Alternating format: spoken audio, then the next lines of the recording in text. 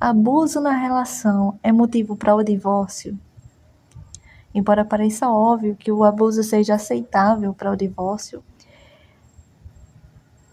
a Bíblia dá apenas 2 situações nas quais divórcio é permitido. A primeira, como eu já citei, no caso de abandono de um cristão por um incrédulo. Primeira carta aos Coríntios, capítulo 7, versículo 15, e a segunda é se um dos dois, estiverem envolvidos em um estilo de vida de infidelidade. Mateus, capítulo 5, versículo 32, que é aquele dito cujo marido que vive traindo a mulher e a mulher fica desesperada, chora, sofre muito. Você, mulher, anule seu casamento. Deus não te fez para ser desrespeitada e sofrer. Deus não te quer assim. Deus não quer ninguém nessa situação. Entendeu? Embora Deus aceite o divórcio, nessas circunstâncias, ele nunca foi um endossante do divórcio. Ou seja, Deus nunca quis que ninguém se separasse. Como eu já falei em outros vídeos.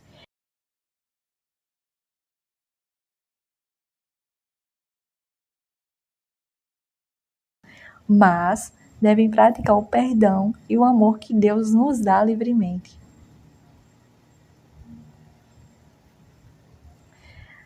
Tende, pois, cuidado de vós mesmos, e não sejais infiéis. Malaquias, capítulo 2, versículo 16. A Bíblia nada menciona sobre a questão do abuso conjugal como a razão para o divórcio, embora seja óbvio que Deus despreza os maus tratos de mulheres por seus maridos. É só a gente ver, vamos abrir agora Colossenses capítulo 3, versículo 19. Maridos, amai as vossas mulheres e não as trateis com aspereza. O que é aspereza? Grosseria, rispidez, entendeu? Desigualdade, dureza, aquela severidade. Palavra de Deus. Maridos, amai as vossas mulheres e não as trateis com aspereza. Vamos para 1 Pedro, capítulo 3, versículo 7. Do mesmo modo, vós, ó maridos, comportai-vos sabiamente no vosso convívio com as vossas mulheres, pois são de um sexo mais fraco, porquanto elas são herdeiras, com o mesmo direito que vós outros, da graça que dá a vida. Tratai-as com todo respeito, para que nada se oponha às vossas orações.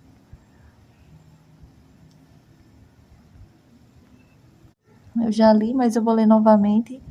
Efésios, capítulo 5, versículos 25 ao 33. Maridos, amai as vossas mulheres como Cristo amou a igreja e se entregou por ela, para santificá-la, purificando-a pela água do batismo com a palavra, para apresentá-la a si mesmo toda gloriosa, sem mácula, sem ruga, sem qualquer outro defeito, semelhante, mas santa e irrepreensível. Assim, os maridos devem amar suas mulheres como a seu próprio corpo. Quem ama sua mulher, ama-se a si mesmo. Certamente ninguém jamais aborreceu a sua própria carne. Ao contrário, cada qual a alimenta e a trata como Cristo faz a sua igreja, porque somos membros do seu corpo. Por isso o homem deixará pai e mãe e se unirá à sua mulher, e os dois constituirão uma só carne. Gênesis capítulo 2, versículo 24. Este mistério é grande, quero dizer, com referência a Cristo e à igreja. Em resumo, o que importa é que cada um de vós ame a sua mulher como a si mesmo, e a mulher respeite o seu marido. O abuso não deve ser tolerado por qualquer pessoa. Ninguém deveria ter que viver um ambiente abusivo, quer que se trate de um membro da família, amigo, patrão, cuidador, estranho, pai, mãe, filho, tio, amigo. O abuso físico é contra a lei e as autoridades devem ser os primeiros contratados, se isso ocorrer. A melhor maneira de prevenir, caso você se encontre preso ou presa em um casamento abusivo, é conhecer bem um possível cônjuge antes de fazer o compromisso de se casar. Entendeu? Você tem que conhecer a pessoa antes, né? Ai, gostei, achei bonito, ele é uma pessoa boa na minha frente e por trás é um lascado, ele vai te lascar também, entendeu? E é isso. Então, aquela pessoa lascada, que eu quero falar, eu não quero dizer outro nome, que é aquela pessoa que gosta de ferrar os outros, você não deve se misturar, entendeu? Tem que correr disso. Os sinais de um abusador se manifestam na personalidade. Essas advertências, digamos assim, estão sempre presentes, mas são muitas vezes ignoradas, ou até mesmo negligenciadas quando a atração e paixão assumem o controle. Esses sinais podem incluir ciúme irracional, a necessidade de estar no controle, um temperamento explosivo, a crueldade com os animais, as tentativas de isolar outra pessoa de seus amigos e familiares, abuso de drogas ou álcool, desrespeito aos limites, privacidade, espaço pessoal ou valores morais dele. Uma esposa que está sendo abusada deve se retirar disso e tirar as crianças da situação imediatamente e encontrar um novo lar temporário. Anule, né? Se você não quiser ficar só, tem que anular seu casamento para poder, caso encontrar uma nova pessoa de verdade, poder se casar. Senão, você fica sozinha, entendeu? Cuidando dos seus filhos. Que eu acho que é o mais sensato a se fazer, entendeu? Já sofreu uma vez? Vai tentar mais uma vez para quê? Tomar na cara de novo? Deus me livre. Não há nada na Bíblia que indique que a separação, não o divórcio, neste caso, fosse errada. Entendeu?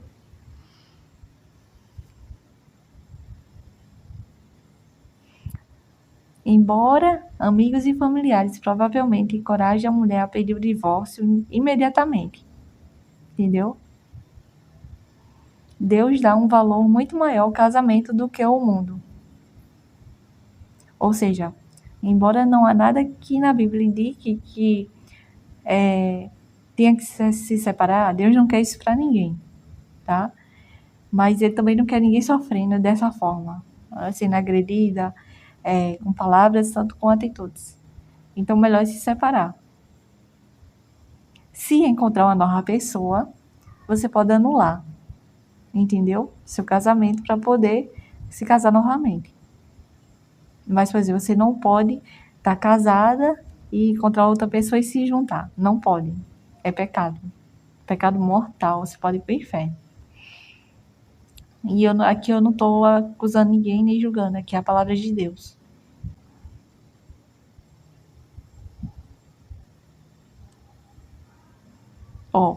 Quem agrediu você tem a responsabilidade de buscar ajuda.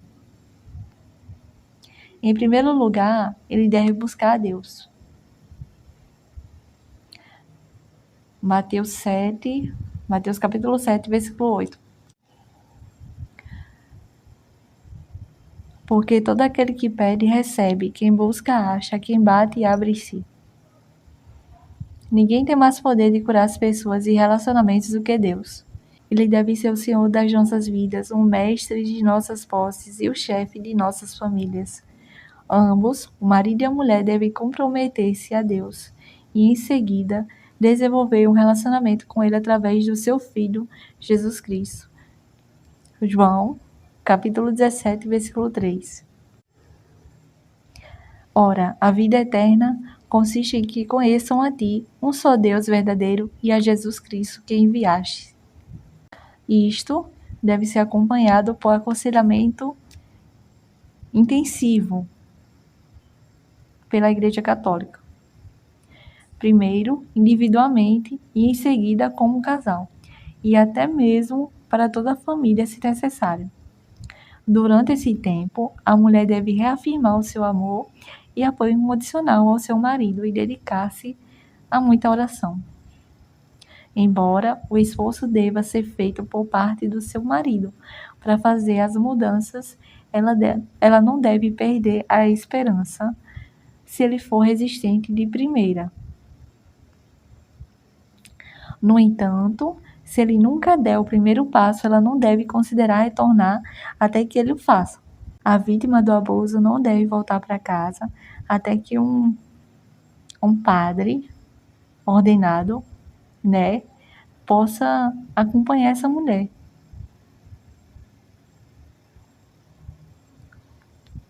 A mulher do agressor, né?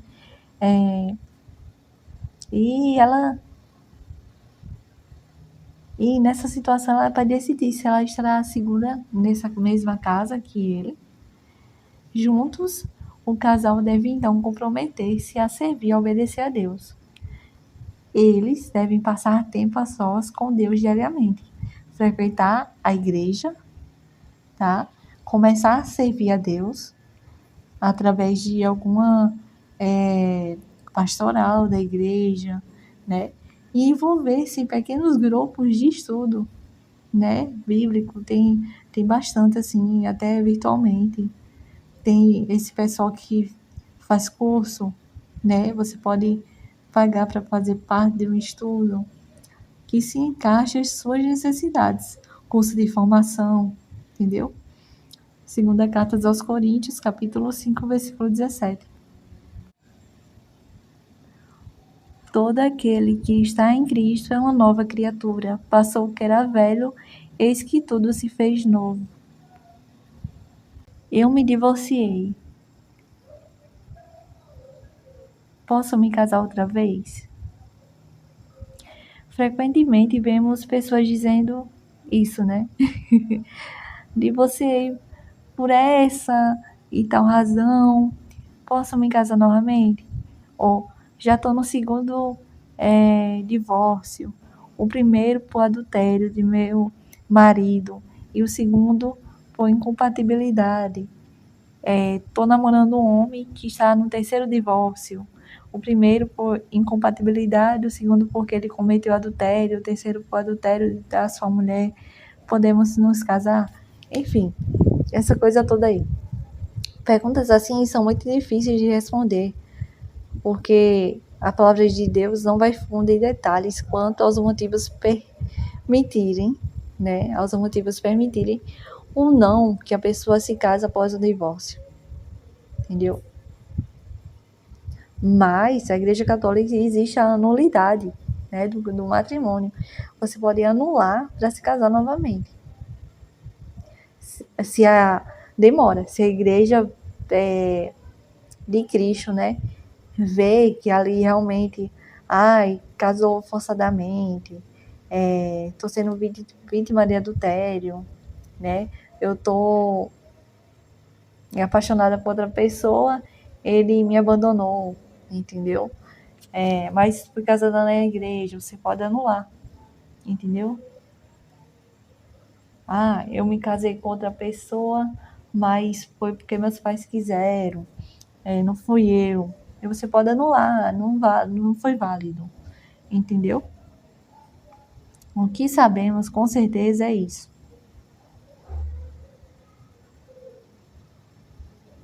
Que eu já li em Malaquias, capítulo 2, versículo 16. Gente, é uma coisa muito... Eu tô falando sobre isso e tem um casal brincando bem perto aqui. Uma gritaria. Continuando, né? Em Malaquias, capítulo 2, versículo 16. Que diz assim: quando alguém por aversão repudia a mulher, ou seja, rejeita a mulher, diz o Senhor Deus de Israel, cobre de injustiça as suas vestes, diz o Senhor dos exércitos. Tende, pois, cuidado de vós mesmos e não sejais infiéis.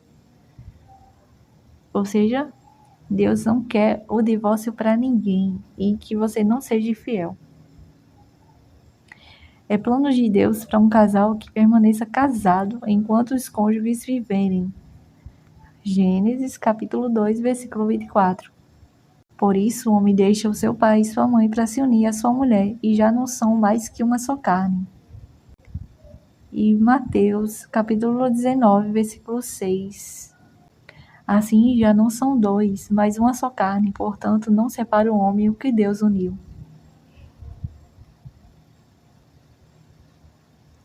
A única permissão específica para um segundo casamento após um divórcio é no caso de adultério.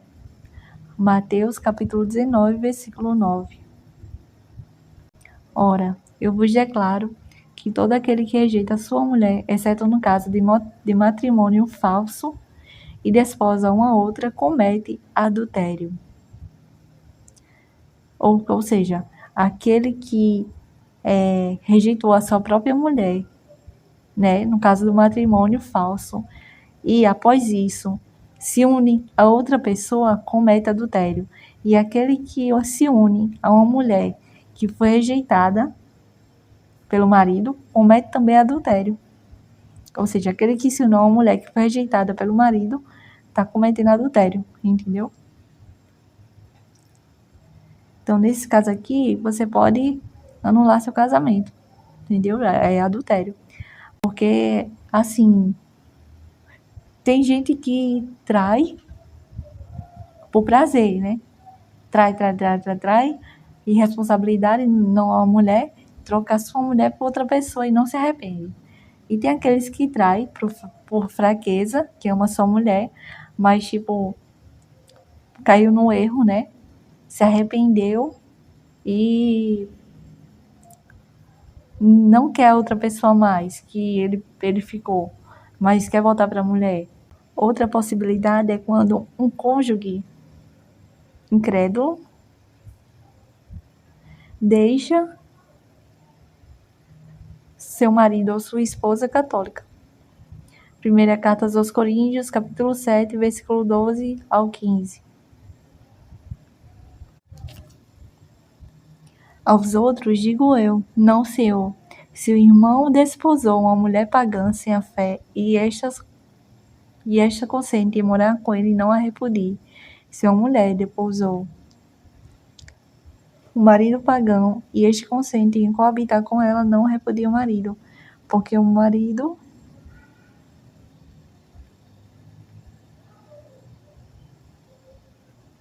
que não tem a fé é santificado por sua mulher, assim como uma mulher que não tem a fé é santificada pelo marido que a recebeu a fé. Do contrário, os vossos filhos seriam impuros, quando na realidade são santos. Mas se o pagão quer separar-se, que se separe. Em tal caso, nem o irmão nem a irmã estarão ligados. Deus vos chamou a viver em paz. Mas essa passagem não se dirige especificamente ao segundo casamento, mas apenas a continuar casado. Entendeu? Duas coisas sabemos com certeza. Malaquias capítulo 2, versículo 16. Deus é misericordioso e perdoa todos os nossos pecados. Cada divórcio é resultado de um pecado, tanto da parte de um cônjuge ou dos dois. Deus perdoa o divórcio? Claro que sim. O divórcio não é menos perdoável do que qualquer outro pecado. O perdão de todos os pecados está disponível através da fé em Jesus Cristo. Mas aqui, eu quero antes de citar o capítulo, aqui eu quero falar que Deus perdoa a quem se arrepende. Deus não perdoa você no pecado. E você, tipo, não me arrependo, faria novamente. Então Deus não te perdoa. Entendeu? Deus perdoa aquele que se arrepende. Entendeu? Eu vou citar agora Mateus capítulo 26, versículo 28. Porque isto é meu sangue, o sangue da nova aliança, derramado por muitos homens em remissão dos pecados.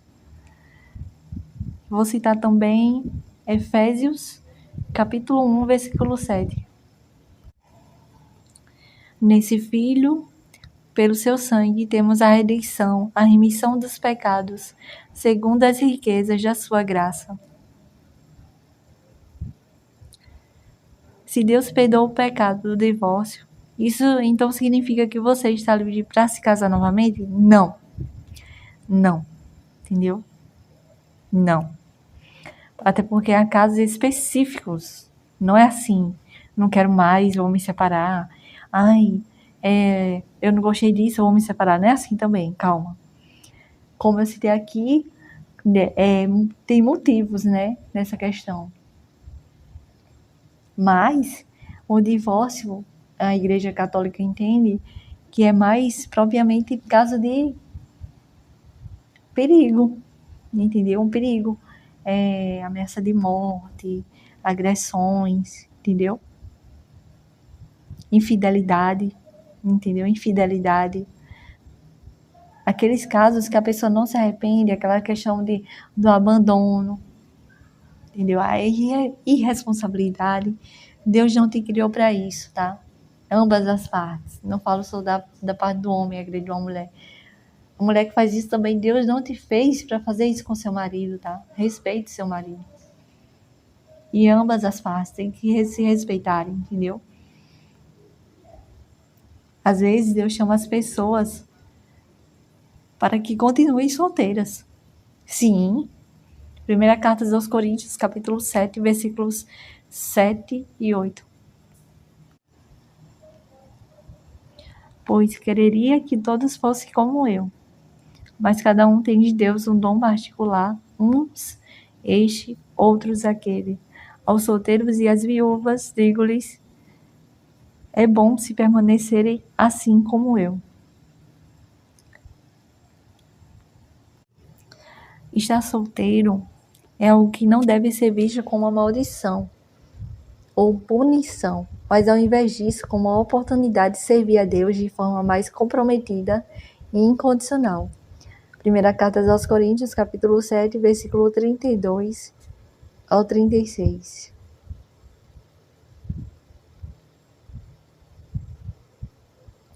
Quisera ver-vos livres de toda preocupação. O solteiro cuida das coisas que são do Senhor, de como agradar ao Senhor. O casado preocupa-se com as coisas do mundo, procurando agradar a sua mulher. A mesma diferença existe com a mulher solteira ou a virgem.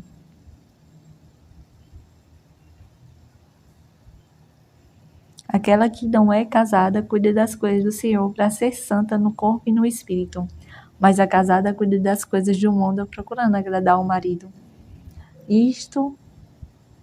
Digo isto para vosso proveito, não para vos estender um laço, mas para vos ensinar o que melhor convém, o que vos poderá unir ao Senhor sem partilha, ou seja, sem divisão. Se alguém julga que é inconveniente para sua filha ultrapassar a idade de casar-se e que é seu dever casá-la, faça-o como quiser. Não há falta alguma em fazê-la casar-se. Mas a palavra de Deus também diz que é melhor casar do que abrasar-se. Primeira carta aos Coríntios, capítulo 7, versículo 9.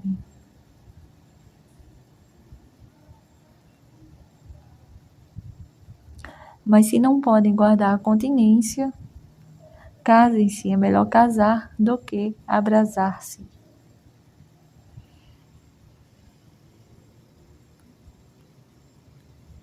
Talvez isso se aplique às vezes a um segundo casamento após o divórcio.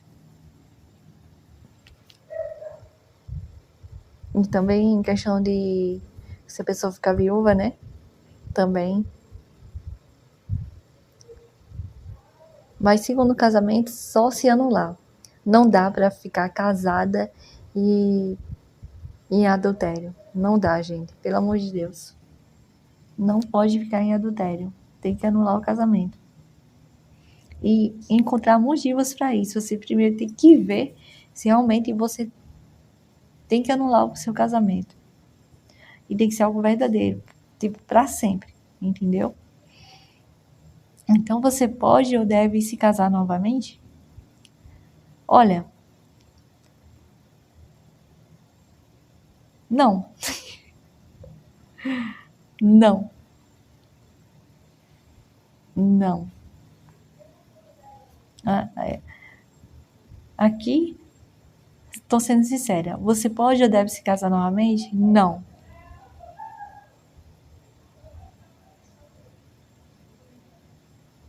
Mas, assim, a resposta aqui é não. Mas depende da situação.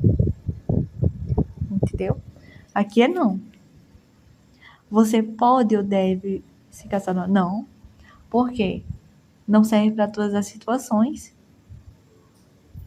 E outra que Deus não quer que você se separe. Só em casos extremos. E olhe lá, né? Olhe lá. Afinal, isso é entre Deus, você e seu marido. O único conselho que eu posso dar é que você continue. Você que já está rezando, mas você que ainda não está rezando, reze a Deus, pedindo sabedoria a respeito do que Ele quer que você faça. Tiago, capítulo 1, versículo 5. Se alguém de vós necessita de sabedoria, peça a Deus, que a todos dá liberalmente, com simplicidade e sem recriminação, e ser-lhe-á dada. É isso. Reze com a mente aberta, com o coração aberto, verdadeiramente. Peça ao Senhor que coloque seu desejo em seu coração. Busque a vontade de Deus.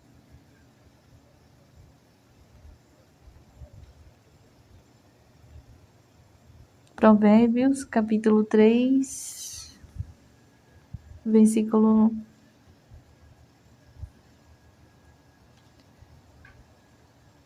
5 ao 6. Que teu coração deposite toda a sua confiança no Senhor. Não te firmes em tua própria sabedoria.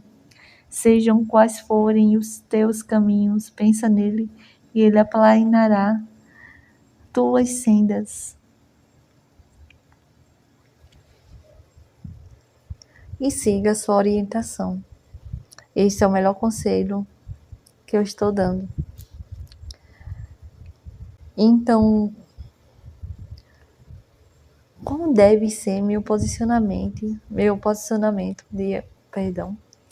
diante de um católico cujo cônjuge teve um caso de adultério? Bora lá. A infidelidade é uma situação muito difícil e dolorosa. Ela envolve todas as emoções e para o católico pode esticar a fé quase ao ponto de ruptura. A melhor coisa a se fazer é confiar-lhe todas as vossas preocupações, porque ele tem cuidado de vós. 1 Pedro, capítulo 5, versículo 7. Busque no Senhor conforto, sabedoria e direção diariamente.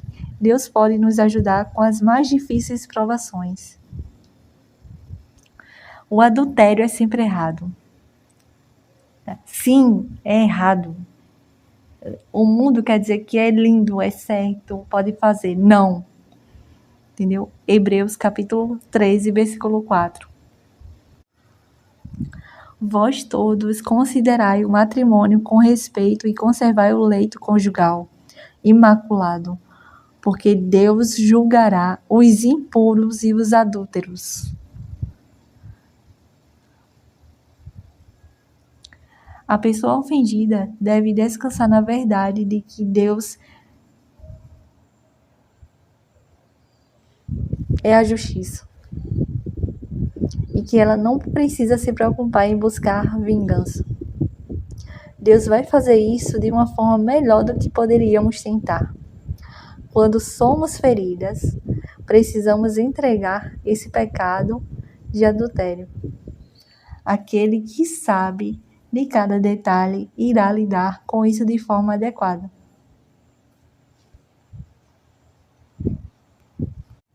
Mateus, capítulo 6, versículo 14 e 15. Porque se perdoardes aos homens as suas ofensas, vosso Pai Celeste também vos perdoará. Mas se não perdoardes aos homens, tampouco vosso Pai vos perdoará. Isso pode parecer impossível, mas com a graça de Deus, a pessoa que sofreu a infidelidade pode tornar o perdão um ato da vontade em obediência à palavra de Deus. Cultivar a amargura vai afetar as atitudes, emoções e o desejo de obedecer a Deus, assim como influenciar negativamente as decisões cotidianas. Isso não significa que a pessoa traída não sofrerá os efeitos de aprofunda dor. Isso não eu não estou dizendo aqui que você não vai sofrer, né? Quem não sofreria? Jesus sofreu, né? Mas a graça de Deus ministrará as suas necessidades de uma grande forma. A alternativa é um coração rancoroso que em breve será atormentado com pensamentos de vingança, raiva, ira. Receba perdão. 1 João, capítulo 1, versículo 9. Se reconhecermos os nossos pecados, Deus aí está, fiel e justo para nos perdoar os pecados e para nos purificar de toda iniquidade. Ambas as partes devem pedir a Deus para ajudá-los a enxergar como cada um pode ter contribuído à situação e para serem liberados do peso da culpa diante dele. Daquele ponto em diante haverá liberdade para buscar o seu conselho e orientação.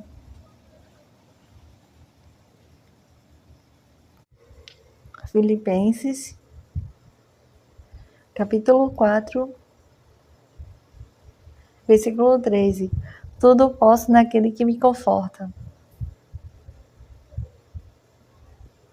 O seu Espírito Santo os habilitará a fazer o que não poderiam fazer por conta própria. Então, com a direção de Deus, o perdão e a reconciliação podem ser os próximos passos. Mas, se isso demorar, todo esforço deve ser feito para perdoar e reconciliar. Mateus capítulo 5, versículos 23 e 24.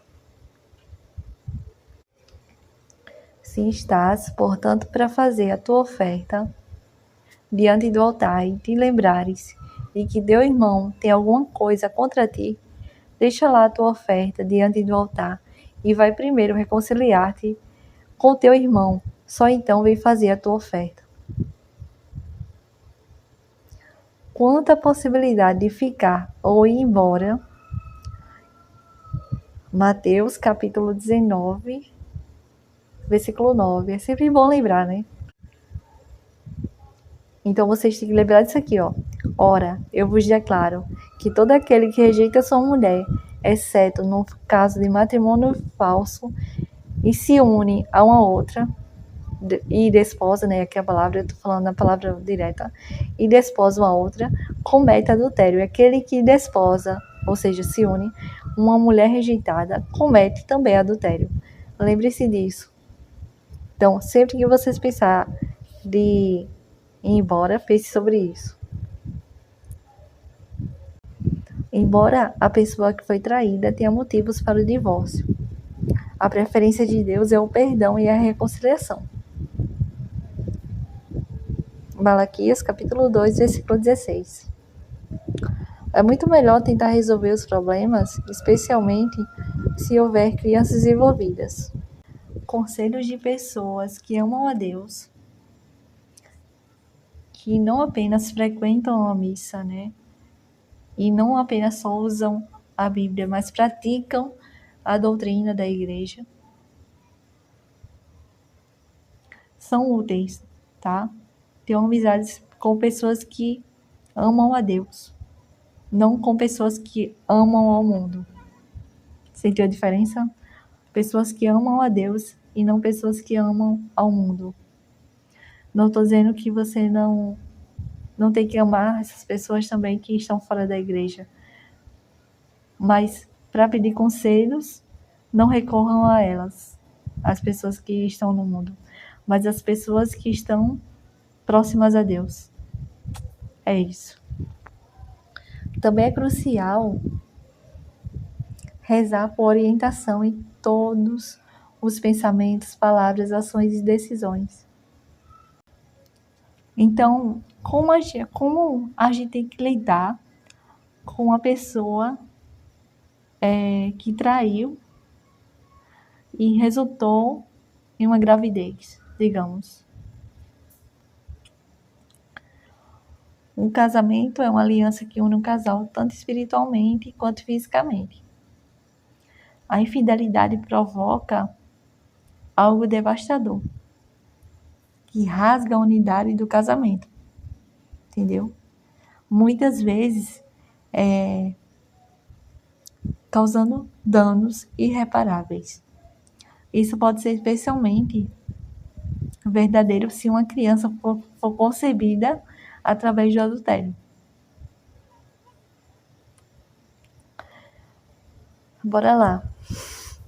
Aqui eu posso me tirar de exemplo, total. Eu sou fruto de um caso de adultério. Meus pais estão juntos? Não. Minha mãe casou com um pastor, mas meu pai nunca assumiu ela. Queria até casar com ela, né? Mas, enfim, não deu. Ela foi embora, conheceu outros homens, viveu uma vida totalmente errada antes. E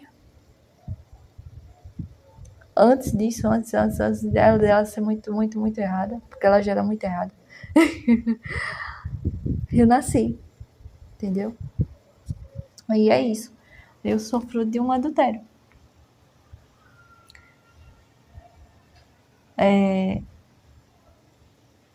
Tenho vergonha disso, tá? Embora ela possa ter orgulho da história dela, como ela me disse uma vez, eu tenho orgulho da minha história. Eu não teria orgulho nenhum disso. Enfim. Isso aqui serve para outro momento. Não façam isso. Quem sofre somos nós. Não é ela. Nunca é ela. Nunca são eles, somos nós. A responsabilidade dos pais não é determinada pelas circunstâncias da concepção da criança. Trazer uma criança ao mundo através de um ato de adultério é desfavorável a todas as pessoas envolvidas, mas é importante lembrar que a criança é inocente e merece ter os dois pais em sua vida. Se uma esposa decidir permanecer com o marido, mesmo depois dele ter tido um caso,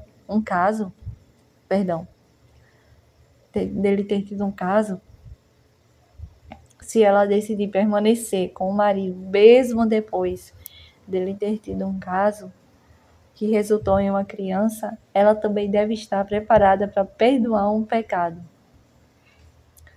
A Bíblia diz que os católicos, nós, devemos perdoar uns aos outros, assim como Deus nos perdoou.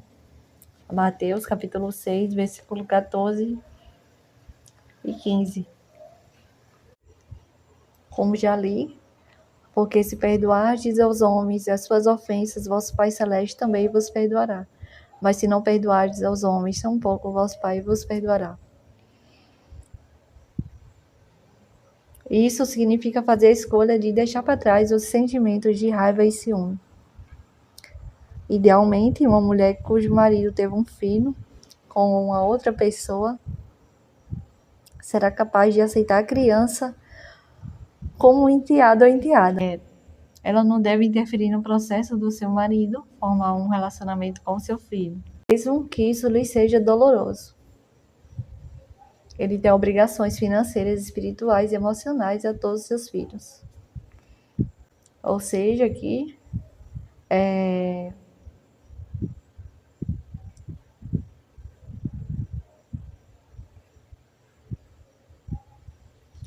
Efésios capítulo 6, versículo 4. Pais, não exaspereis vossos filhos, pelo contrário, criai-os na educação e doutrina do Senhor.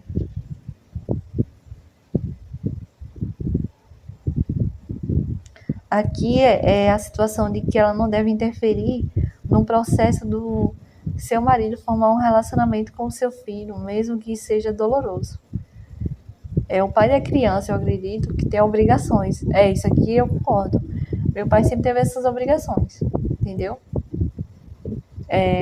Não no outro lado. Meu pai, sim. Embora o adultério seja um pecado com potencial de destruir famílias,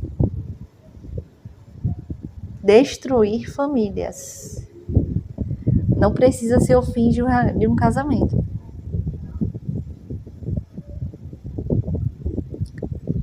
Em vez disso, o casal deve trabalhar ainda mais para reconstruir a sua relação com o firme fundamento da fé e obediência a Jesus Cristo. Só a graça e a misericórdia de Deus, juntamente com a forte fé em Cristo, poderão ajudar um casal a superar essa situação difícil. Mas a graça, a misericórdia e a fé são dons de Deus, através do Espírito Santo, e estão disponíveis àqueles que realmente procuram glorificá-lo através de todas as dificuldades da vida.